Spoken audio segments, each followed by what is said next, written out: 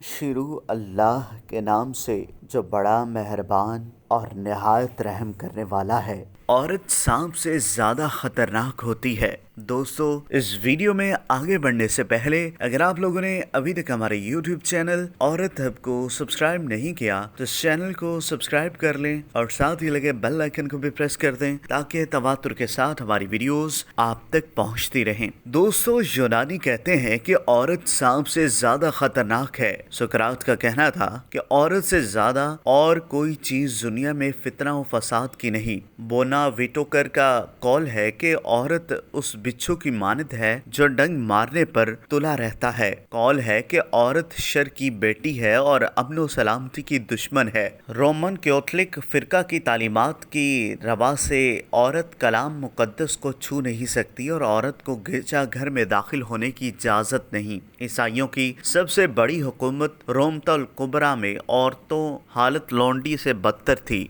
اس سے جانوروں کی طرح کام لیا جاتا تھا۔ یورپ کے بہادر ترین عورت جان آف آرک کو زندہ جلا دیا گیا تھا۔ دور جہالت کے عربوں میں عورت کو اشعار میں خوب رسوا کیا جاتا تھا اور لڑکیوں کے پیدا ہونے پر ان کو زندہ دفن کر دیا جاتا تھا، لیکن محسن انسانیت رحمت للعالمین حضرت محمد صلی اللہ علیہ وآلہ وسلم کے عورت کے بارے میں ارشادات ملاحظہ فرمائیے۔ قیامت کے دن سب سے پہلے میں جنت کا دروازہ کھولوں گا تو دیکھوں گا کہ ایک عورت مجھ سے پہلے اندر جانا چاہتی ہے، تو میں اس سے پوچھوں گا تو کون ہے؟ وہ کہنے لگے گی میں ایک بیوہ عورت ہوں، میرے چند یتیم بچے ہیں۔ جس عورت نے اپنے رب کی اطاعت کی اور شوہر کا حق ادا کیا اور شوہر کی خوبیاں بیان کرتی ہے اور اس کی جان و مال میں خیانت نہیں کرتی تو جنت میں ایسی عورت اور شہید کا ایک درجہ ہوگا۔ جو عورت ذی مرتبہ اور خوبصورت ہونے کے باوجود اپنے یتیم بچوں کی تربیت و پرورش کی خاطر نکاح نہ کرے، وہ عورت قیامت کے دن میرے قریب مثل ان دونوں انگلیوں کے برابر ہے۔